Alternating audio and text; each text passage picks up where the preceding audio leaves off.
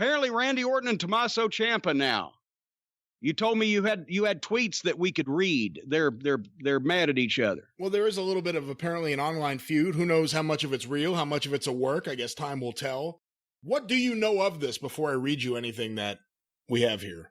I know that Randy Orton said something about enjoyed your leg slapping show, and Tommaso said that Randy's matches put him to sleep. So that's about it. All right, well, here's the Twitter exchange with a little added bonus. On June 8th, which was Monday, so the day after the NXT In Your House, I was about to say pay-per-view, but I guess just spectacular. Spectacular. Randy Orton tweeted out, "Heard NXT TakeOver In Your House was great. Slapping my leg for you guys. Sincerely, #leg slap." Now, was his name mentioned? Was this apropos of anything? Not that I'm aware of. Okay. Not that I'm aware of. I didn't watch the event, but I doubt that all of a sudden in the middle of the event they said anything disparaging about Randy Orton. I think this kind of came out of nowhere. To which Tommaso Ciampa on Twitter at Blackheart, his name is Blackheart, on Twitter at NXT Champa, tweeted back, "My daughter has been having trouble sleeping. Luckily, I found a remedy. Randy Orton matches. Better than NyQuil. Sincerely, #an entire locker room who busted their asses." Well. I don't... now I've had a stroke. No. You like both of these guys. Let me just start by saying that. Well, no, I'm a fan of Tommaso's work. I can understand where his personality can grate on those. One time we were in fucking New York at the Hammerstein Ballroom, and it was a 2:00 in the afternoon show, and we had done TV till midnight in Baltimore the night before. And me and the director and the fucking Mark Davis, the editor, and some of the crew had then gone to New York City, and by the time we got in a hotel and got to bed, it was 4:30, and we were up at 7:00, and we're back over at the building to set up because it was an internet pay-per-view, and blah blah blah. So me and Hunter Delirious was with us, and we were all like fucking sleep deprived, and what the fuck? I don't even know who Tommaso was working with. But it was, I believe, for the TV title, and we just said, do a 15-minute Broadway or whatever, which it wasn't set the world on fire, but it at the same time, it would get the job done. But he came in, he said, "Well, I think that really just fucking sucks." I said, "All right." I said, because we're both so tired, and we have to actually kind of agree with you that it's not fucking great. We won't fire you over telling us our shit fucking sucks. What do you want to do? And he actually came up with something that was better than that, so we did it. But I laughed after that. I said, if we hadn't been so fucking sleepy, I'd have probably just fired you first. I think that whole thing fucking sucks. But anyway, so he will just fucking come out and tell somebody they suck. But I have to say, Randy was not right to... you're on Twitter calling attention to the fact that something's phony, which I guess that fucking horse has left the barn anyway. But unless maybe there's something we don't know, but unless somebody had said something to him first that he took wrong, I don't know why he volunteered to knock their whole fucking show. That seems in bad form. Well, there was a reply by Randy Orton to Tommaso Ciampa's reply to his tweet. "Looks like I hurt the feeling of the self-appointed locker room leader of a wrestling school. Oh, Jesus. Let me know what time leg slap class starts so I can take my game to the next level." Oh! By the way, before you respond to that, there was also a reply to Tommaso Ciampa, or at least to Randy Orton's comment, by Randy Orton's wife. She replied to Randy. Wait. What were we going to say? Wait a minute. Now, Randy Orton's wife replied to who? Let's get this completely straight here. When Randy Orton made that comment, his wife replied to Randy saying, "Isn't that the same guy who took credit for all those, quote, great matches that he, in caps, didn't put together?" Okay. I guess this is too much inside baseball for me, but what matches would Tommaso Ciampa have taken credit for that Randy Orton's wife would know anything about? And why is Randy Orton's wife commenting on the wrestling business unless she's in it? I don't know. I mean, obviously the matches with Gargano and Champa were, I believe the agent was Shawn Michaels who put them together with those guys. Maybe that's what she's referring to. I don't know. Well, but if she's going to play with if she's going to run with the big dog, she needs to get up off the porch. If she's going to be playing with the big boys, she needs to make a fucking point to people to understand. Secondly, why is Randy Orton's wife making a point about the wrestling business? Wives should be withheld from the wrestling business fucking inner turmoil unless they're in the wrestling business.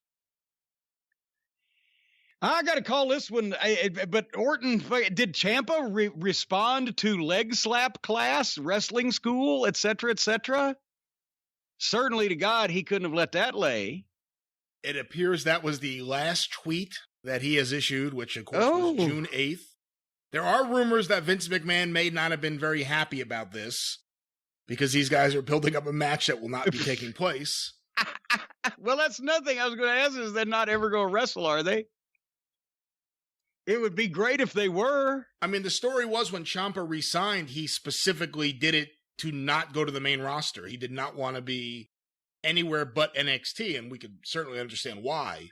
Well, no, but I understand. Over and above creative, I mean, it'd be ridiculous if he was young and healthy and didn't want to go to the main roster, which, as we've mentioned, one of these days, Triple H would be running anyway, whatever the fuck. But to make millions of dollars, he'd be an idiot. But with the knee surgeries and the neck surgeries, and he's a fucking genetic beast anyway, and that he looks so good and he's trained so hard to overcome all that, but he ain't starting with a brand new body. So I don't blame him for not wanting to go to the main roster just for the schedule of where he can do what makes him stand out, not as many times a month as you would have to do it on the main roster. He has better matches than he'd have on the main roster in NXT, but he don't have as many of them. But in this case, fucking Randy Orton slayed his ass on Twitter. And if he does not make a comeback, whether they said fucking don't or not, I would not let a motherfucker get the last word on me with that. I'll just say that. Fuck it. Because Randy Orton won that one, and Randy's wife needs to stay out of the wrestling business. I don't know if this is the time or the place to say this, and I'm not taking sides here. However, I do think overall there is way too much thigh slapping in professional wrestling right now, to the point where it's noticeable. Like, it's one thing if you hide it well. It's one thing if it's not constant and nonstop throughout a match. But there's way too much right now in wrestling. Well, yes, that's the point I was made. The worst thing is it calls people's attention to the fact of how they're making their sound effects. So it wasn't good on a variety of levels, but they should quit fucking doing it. And that's, unfortunately, it's a generational thing where a lot of those guys will do that because they think that's what, they need to do. Was there a locker room leader in OVW? I mean, the idea of, he called them a locker room leader of a wrestling school. Was there a locker room leader in OVW? Well, yes, it was Danny Davis and Rip Rogers. Danny Davis was the leader of the whole company. Rip Rogers was the leader of the training program. I was the booker. Nick Dinsmore and Rob Conway at one point were the most experienced guys. Then later on, for a while, guys like Cena, when they were fixing to leave, they'd stepped up, and there was guys that would be given responsibilities, whether they drove the ring trailer or not, et cetera, but there was not, there were guys at Nova. When he came in, he'd already been somewhat of a veteran, and he, for a while till it went to his head, stepped up. But there wasn't like, there was no need for one locker room leader. They weren't doing fucking wrestler's court, and it wasn't a goddamn, So no, yes and no. There were several guys because of their experience, their talent, and their tenure there that, the other guys would look up to, but there wasn't like an Undertaker role in. Well, when was the first time you heard that, locker room leader? Was that a term ever used in Memphis or Mid-South or anywhere before WWF? Well, The position was there, but like locker room leader, team captain, whatever is kind of modern terminology for the same thing. It was the guy that you went to, whether he's the booker or not. He was figured in the territory. He had the stature. He had the history. Lynn Rossi in Nashville, or a fucking, any longtime fixture, that was still on top and was a money guy.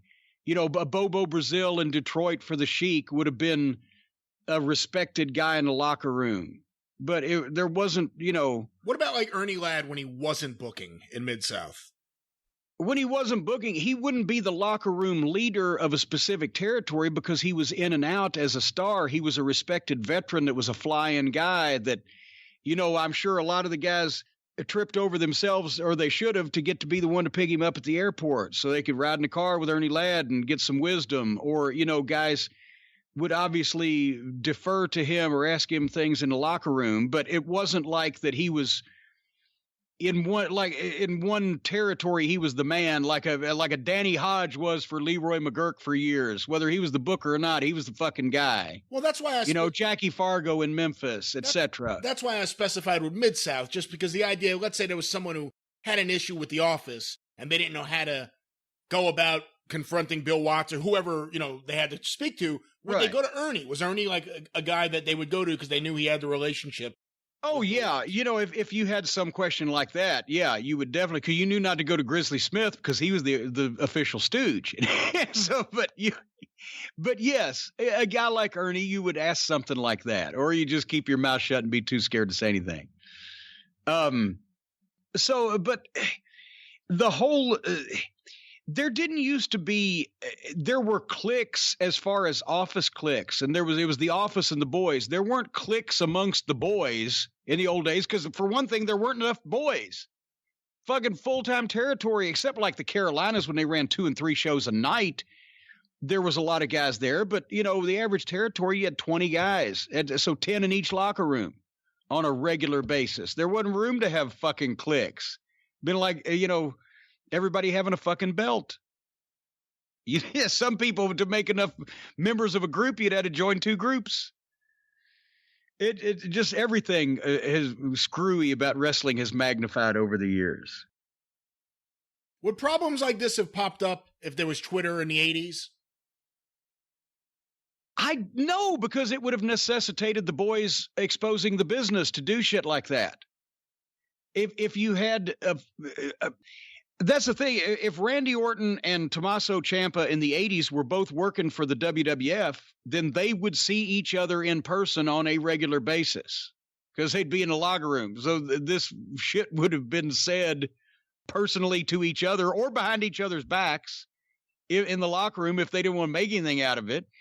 Or if they did, then one guy would say something to the other guy, but then there would be a fight. That would be expected. So maybe now it's because, well, I say it and just make a sly ass comment because, I don't see him, he don't see me, and, whatever the fuck, I don't know. But they wouldn't have done it publicly because nobody would. Just because the technology has been invented in the last 30 years to show everybody in the world your vacation pictures or the pictures of you out at the lake in your boat, doesn't mean that the guys then would have done that because they would have been exposing the business. They would not have had pictures taken for public consumption of them and their fucking rivals or their enemies in a boat on the lake or enjoying a fucking night out at a restaurant or vacation or whatever the fuck. They wouldn't have been broadcasting even if they could do it on radio. I know guys in a variety of territories could call local radio stations, get on the goddamn radio anytime they wanted. But they didn't use that to fucking snipe at fucking guys in the business about personal shit that exposed the business. That's the thing. It's not just that the technology has changed. The boys have changed. They don't respect it enough. They're not taught to respect it enough. So no, none of this shit would have happened in public in the 80s. There might have been more fights in private. There definitely would have been more divorces with more cell phones and cell cameras and all that other stuff. A lot more guys would have gone to jail, but it was the character of the talent then that did not just blab and expose the business to every goddamn Tom, Dick, and Harry. Include your next door neighbors. Just because they live next door to you didn't mean you were going to go to them and explain to them that the business was a work. If you liked them, you might not want to argue with them too much if they said something, but they kind of should get the Iggy, the unspoken Iggy, don't fucking knock my business, or the spoken one, don't knock my business. I had to do that a few times with people that I've interacted with in my private life in Charlotte. I would say, don't knock my business. I take it very serious. Oh, I'm sorry. And they wouldn't say anything else. That didn't mean I had to go tell them, oh, boy, wait till you see this fucking finish we're going to do at the Charlotte Coliseum Saturday night with the Rock and Roll Express. Boy, I thought about this one forever. No, if anything, they were wishing me good luck at the Coliseum on my way out the door. Okay, that's the way it needed to be. Similar question. Brett and Sean, we've talked a lot about them just recently on the Drive-Thru. If when everything was heating up around Montreal, and of course how everything went afterwards with them making fun of Brett on TV and all the personal feelings and comments about sunny days and hair-ripping locker room brawls, if there was Twitter then, do you think the same thing applies? They wouldn't have exposed the business? They wouldn't have been unprofessional on there? No, Sean would have been as unprofessional on Twitter as he was everywhere else, and would have done that and wouldn't have given a shit. And then Brett would have tried to fucking joust back with him and fucking ended up doing the same thing because he didn't want to fucking put him over like Champa put over Randy Orton. So yeah, but that was the 90s. I'm talking about before modern times when everybody went crazy and started to think they're a goddamn entertainer instead of a wrestler. And well, they're right. They are entertainers and not wrestlers, but that's not preferable. But yeah, they would have, but not any of the guys that I was in a fucking locker room with, when I was full time in the fucking business they wouldn't have thought of it. And it's a lack of respect and a lack of teaching the respect these days. And just because they think that the guys today think that just because everybody knows that the business is worked, that there should be no pretense whatsoever in anything they do, that they are who they are purported to be in public and on television. And that's why most guys don't get over.